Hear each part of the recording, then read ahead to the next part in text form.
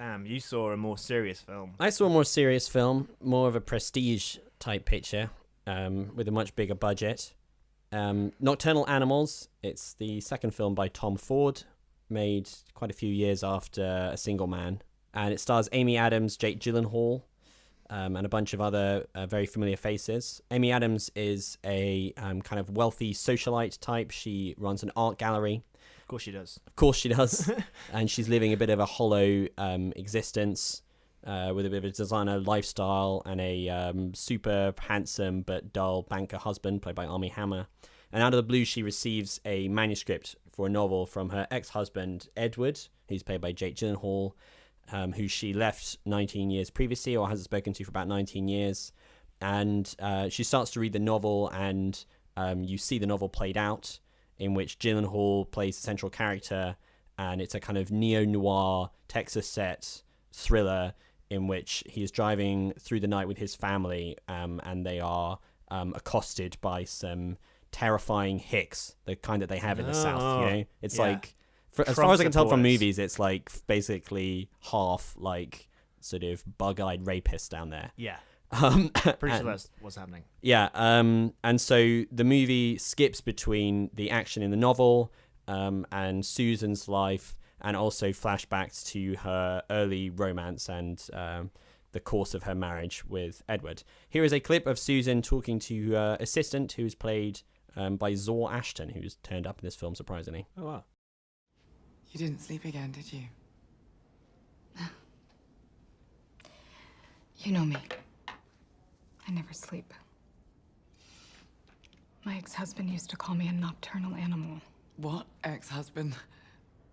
I didn't know you had an ex-husband. Since when? Couple of years in graduate school. It's weird. I've been thinking about him a lot lately, and then recently he sent me this book that he's written, and it's violent and it's sad, and he titled it Nocturnal Animals, and he dedicated it to me. Did you love him? Yeah, I loved him. He was a writer, and I didn't have faith in him. I panicked and I did something horrible to him, something unforgivable, really. You left him? I left him. So I liked it. I thought it was good. I haven't seen A Single Man, so I have no previous views about Tom Ford. I've never worn a Tom Ford suit or anything. You haven't? So I don't know what his clothing is like. But yeah, it's good. It's a very interesting movie. I think it's like an extremely glossy film where you feel like the visuals are definitely the forefront of the director's mind. But it's lent a bit of extra dramatic depth by its slightly unusual structure, which I think works pretty well and is done quite effectively. And it's just entertaining to watch, basically, because it's so well made and everyone in it is like super attractive. Nice.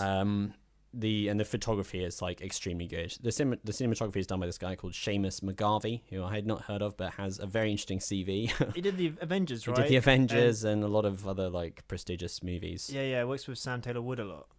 Yeah, that's right. Whose husband is in the movie. Aaron Taylor Johnson is in the movie. Yeah. It's got really excellent performances across the board. Michael Shannon is in it in the sort of novel section. As a detective, and he's doing a kind of a slightly Jeff Bridges in True Grit-esque, relentless, eccentric son of a gun type character. Right. But when he's Brilliant. full, it's like full blast Michael Shannon. I'm sold. And it's extremely good. And Amy Adams is also very, very good in it. Given that she has to spend quite a lot of the movie just reading a novel and looking like tense, basically, because she's finding it stressful to read the novel. Sure. I think she invests it with a lot of character. It's a really good performance. I also thought Aaron Taylor Johnson was very good in it as well. And I don't particularly like him. Me neither. But he doesn't play a very likable character. Genius casting. Genius. And he has a very good Texan accent, and I didn't even realize it was him at first. So I feel like he'd conned me into liking his performance. You know, had you known it was him to begin with, you'd be like, "What is this? I would have been like, this guy's an idiot." So there's a lot of things I like about the way that it's structured, the way it cuts back and forth between the novel and real life. I think it's good for the viewer because it gives a lot of variety. It's like whenever you're bored with one thing, you know that it's going to switch to a different story, and it also allows them to play with like quite different kinds of stories because the novel is this like thriller story. and the rest of it is a kind of a psychodrama. And there's the only danger of it is that the thriller stuff is so gripping that the rest of it is quite pedestrian by comparison. But I don't think it overwhelms it too much. Yeah, and I also think that it's interesting as well to watch because you know that it's a novel and that has like dramatic context in like the sort of framing narrative. So you're watching it both as a thriller where you just want to see what happens, and also you're wondering about the author's intentions in having written it in the first place and sent it to Amy Adams' character. Right, yeah. And you're wondering like if he has written it specifically to be read by her, or if it's just written about her, and if it's this disturbing novel that's intended as like an act of revenge or like a threat, Right. And all this stuff is kind of noodling around in the background. Cool. And because you don't know what's going to happen in the novel, the direction of the story will inform what the intentions of the author had been in writing it, Right, yeah. And it's just like, that's a cool frame of mind to be in, I thought. And it goes some way towards justifying the movie's very like po-faced, serious, this is major like capital A art tone, Yeah. because it does like have several levels by the nature of how it was constructed. It's also got a really good soundtrack. I really, really like the soundtrack.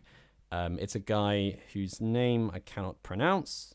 It's Abel Korzenowski or something like Abel that. Korzenowski. Yeah, I think he's Polish. I don't know who that is. And he's obviously been instructed to go full Bernard Herrmann. Yeah. And lend it this real like classic Hitchcockian psycho thriller aspect, where he does it really, really well. I think like the soundtrack lifts basically, even if nothing is really happening except Amy Adams looking like tired. It's like there's this incredible string driven like beautiful theme score that lifts it a lot. I have some quibbles. The flashback scenes of Susan and Edward, Gyllenhaal and Adams in their marriage are not particularly good, and the movie has quite a few of them, and they've got quite a simple dynamic in their relationship, and you know exactly what's going to happen, and the scenes are all longer than they need to be. Right. And it's kind of the exact opposite of the thriller stuff where you really don't know exactly what's going to go down, and in that stuff you know exactly what's happening, and it's really like banal relationship interaction stuff. And not as well written, and so like that it sort of limps a bit in those sections, and it reminded me a little bit of Nicholas Winding Refn in that it's got this like obsession with the image, right, which sometimes outstrips the amount that it has to say. So the film does have stuff to say, but also a lot of the time it's just like a beautiful picture that's presented to you as though it's really saying something. I think there are similarities visually with the Neon Demon. But that movie, I think, knows a little more that it's kind of pulpy nonsense, whereas this is more like, this is a film. This is it's a like, film. Yeah, this is a really big film. I think that's what Tom Ford is saying. I also think that Tom Ford, I don't want to get too much into like imagining the guy's psychology or whatever, but you get the impression from the movie that he is a bit like conflicted about his own like job or his own lifestyle. I was gonna say, well, the thing is, like, they've updated. This is based on a novel called Tony and Susan, some novel from the 90s. I don't remember who wrote it. It's not part of my research, but apparently in that novel, it's about like quite a middle class family, and this one it's updated so they're like basically the barons of Texas, right? And there's this like dynamic between Adams and Gyllenhaal, which is in their early relationship to do with him being a sensitive artist, and she is like this sort of pragmatist who just wants to have a stable job or whatever, which is kind of a cliche. Yeah. Ugh. Which is a little bit of a cliche. And also the movie like very clearly comes down the side of like the sensitive artist is, preferable because she's so unhappy in her later life. And it sort of is quite contemptuous of the rich socialite milieu that she's in and makes it seem very hollow and soul-sucking. But at the same time, the film itself is super obsessed with like beauty and precision image stuff. So it doesn't seem schism like in Tom Ford's mind. Well, the way that the movie is made, it doesn't seem that different from the attitude, of like the obsession with surface detail. People are so obsessed with surface. The shallow characters. Me. Oh shit. Yeah, exactly. Yeah, so you kind of, it's like, do you hate yourself or like, what's the deal, Tom Ford? But yeah, no, go ahead. What were you I was going to say, I read this review where they talked about Jake Gyllenhaal and how he's such a great actor and he's a real sort of method kind of guy. And he's like supposed to be playing this sort of sleazy dude, and like Jake Gyllenhaal's like, okay, I'll lose 40 pounds and like, you know, grow my hair. It's like, no, you look amazing, regardless of what it means for your character. This sort of fictional conversation with Tom Ford, like. Yeah, I can definitely see that. It's not Nightcrawler. He looks like great throughout. They all look great. Yeah, except for right at the beginning of the movie. The movie has this absolutely one of the weirdest opening credit sequences of any film I've seen. It's all in Comic Sans. No, it's like. It's basically, I guess it's not a spoiler to describe like the very opening. Well, maybe it is the opening frame of the movie, but like the opening credit sequence is this slow motion dancing, like really overweight naked women dressed up like drum majorettes with like sashes, and it's all this like Americana stuff. Genius. What does it mean? And I don't know, like you watch the movie and you're not like, now I see. Right? It all makes sense. You know, I guess we're all morbidly obese. It's not like that, and it's like it must be some kind of comment on beauty or or something like that. Something, yeah. But it feels a bit like, I think there's something quite weird about if you're a filmmaker who refuses to put anyone in your film who doesn't look like a supermodel, except for this like these people who you're clearly holding up as exotic and striking. Yeah. It just doesn't sit that well. It's odd. It's weird. It's like people say that I only put models in my films, but look, I started my film with like this slow motion. Yeah, exactly. It's like they can be just normal people. Also, it's why are they fenced into this weird kind of zoo to start your film? Yeah, the only way a model owners will accept an ugly woman is in the context of a bizarre, surreal dream sequence. Yeah, exactly. So I don't know. I've wondered what that was about, and I still don't feel like it was particularly good. So overall, I think it's definitely worth seeing. It's a cut above your regular fare of this nature. There's a lot of interesting stuff in it. It's an effective thriller. Some of the thriller sequences are extremely good, and it's incredibly glossy, which makes it a very easy watch and very confidently made.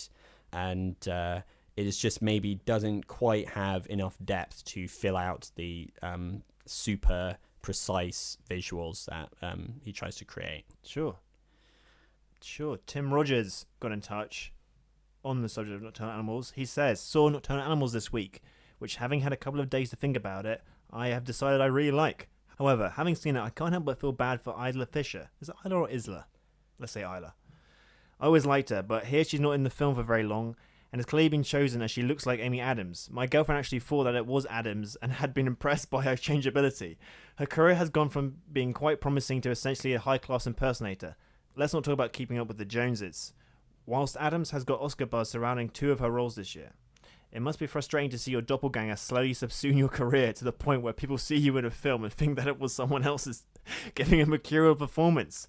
Anna Kendrick must be thanking her lucky stars for her angular face. What a shallow comment, Tim. I did see someone in a review made a really mean remark about Isla or Isla Fisher, where they were like, Amy Adams is becoming Nicole Kidman, and Isla Fisher is becoming Amy Adams. Or something. It's like the your redheaded hierarchy of Hollywood is being updated or something. Yeah. But I mean, she plays in the novel type section. She plays Jake Gyllenhaal's wife, and is obviously supposed to be some sort of allegory for the Amy Adams character. She's a great actress. She's a great actress. I guess you do feel a bit bad for her in playing second fiddle. It's a little bit like Samantha Morton and Emily Watson in Synecdoche, New York, because they also look super similar, and they cast based on that purpose. Isla Fisher plays a MI5 operative in Grimsby very well. Very well. I think. Is she doing an English accent? Yeah, I think purely because her husband made the film, she had to be in it. I think it was a favour. Yeah. A lot of her lines seemed a bit sort of added in just to make the plot make sense. Great. So, Tim, if you want to continue to mourn the lack of development of Isla Fisher's career, if I pronounce it one way and you the other way, we've got our bases covered, then go check out that film. Yeah.